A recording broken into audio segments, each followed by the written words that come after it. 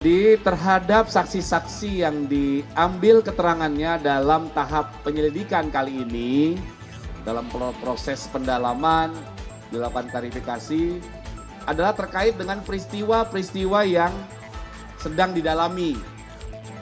Ya, dari mulai dugaan pencemaran nama baik hingga dugaan penghasutan. Penanganan perkara yang sedang dilakukan oleh rekan-rekan kami dari Subdit Kamnet Ditreskrim Polda Metro Jaya. Update kegiatan penyelidik yang dilakukan kemarin hari Senin tanggal 7 Juli 2025 dari 7 orang saksi yang rencana akan dilakukan klarifikasi oleh Subdit Kamnet. 6 diantaranya telah hadir memenuhi panggilan atau undangan, memenuhi undangan dari penyelidik dalam rangka klarifikasi terkait peristiwa yang dilaporkan dan yang sedang didalami. Dari ke-6 saksi yang telah diklarifikasi tersebut, rata-rata mengalami proses klarifikasi selama 1,5 jam hingga 2 jam lebih sedikit, ya. Kemudian terhadap para saksi ini dilayangkan beberapa pertanyaan berkisar dari 34 sampai 53 pertanyaan. Saksi yang hadir kemarin yang pertama adalah Saudara HMRF. Kemudian Dr. HES, kemudian KTR, kemudian yang keempat Dr. RH, yang kelima RE, dan yang keenam adalah Saudara RSN. Kemudian ada satu saksi yang diundang dalam rangka klarifikasi tidak hadir, yaitu Dr. TT, dengan alasan ketidakhadiran ada agenda yang sudah terjadwal sebelumnya, dan terhadap yang bersangkutan menyatakan kesediaan untuk dilakukan klarifikasi nanti hari Jumat tanggal 11 Juli 2025 pukul 10. Ini update-nya rekan-rekan berdasarkan pertanyaan dari rekan-rekan sejak kemarin, ya. Inilah update yang sedang dikerjakan oleh rekan-rekan kami dari Subdit Kamnet Ditreskrim Polda Metro Jaya. Ya. Bapak, dari beberapa orang saksi itu apakah ada ajudan Pak Jokowi menegaskan kembali tadi inisialnya kurang ini Pak? Apakah ada ajudan Sebelumnya itu?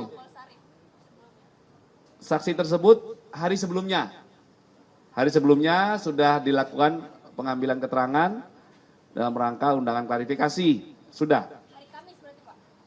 Hari apa kemarin ya? Pekan lalu ya. Pekan lalu itu benar. Kemarin sudah kami jelaskan juga. Ya. Mungkin nggak hadir kemarin waktu itu ya.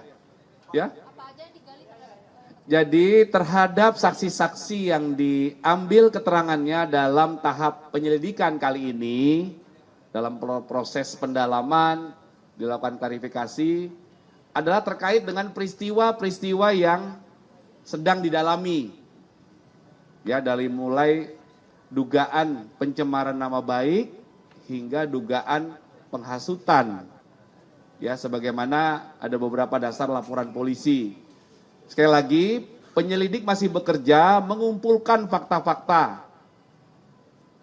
Ya, proses penyelidikan ini harus hati-hati, harus cermat, faktanya satu persatu dikumpulkan dari berbagai pihak, dari berbagai saksi. Saksi adalah orang yang diduga mengetahui, melihat, mendengar, ataupun mengalami ada sebuah peristiwa. Ya, yang peristiwa itu sedang dilakukan pendalaman. Nanti apakah peristiwa ini ada dugaan tindak pidana atau tidak. Ya. RSN bilang dia dicecar 85 pertanyaan. Tadi kan disebutkan di bawah itu 53 pertanyaan maksimal. Itu gimana Pak Kabit? Apakah ada pertanyaan turunan maksudnya? 84, mohon maaf, betul. Ya, berkisar 35 sampai 84 pertanyaan. Betul. Tapi Pak mau nanya di dalam kasus yang dilaporkan Pak Jokowi kan penyidik kan telah menarik Penyelidik ya, statusnya masih penyelidikan. Baik ya, jadi kami pernah sampaikan di Direktorat Res Narkoba waktu itu, ya habis press release. Jadi ada dua objek perkara yang sedang didalami, ya. Yang pertama, objek perkaranya adalah dugaan tindak pidana fitnah yang diketahui dari akun media sosial dengan tuduhan pelapor, ya pelapornya saudara Insinyur HJW, ya dengan tuduhan pelapor memiliki ijazah S1 palsu, skripsi palsu, berikut lembar pengesahannya. Ini objek perkara peristiwa pertama yang didalami, yang ada pelapornya, namun terlapornya masih dalam penyelidikan. Kemudian ada objek perkara pidana kedua, ya dugaan tindak pidana penghasutan itu. Ada beberapa LP yang ditarik, itu yang pernah kami sampaikan. Jadi dua objek perkara inilah yang dikumpulkan fakta-faktanya dalam tahap penyelidikan.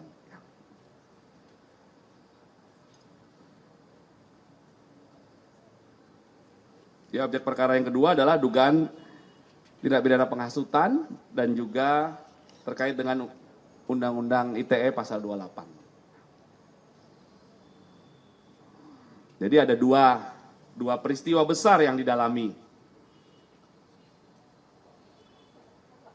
Itu ya, jadi rekan-rekan harus juga memahami ada dua peristiwa itu.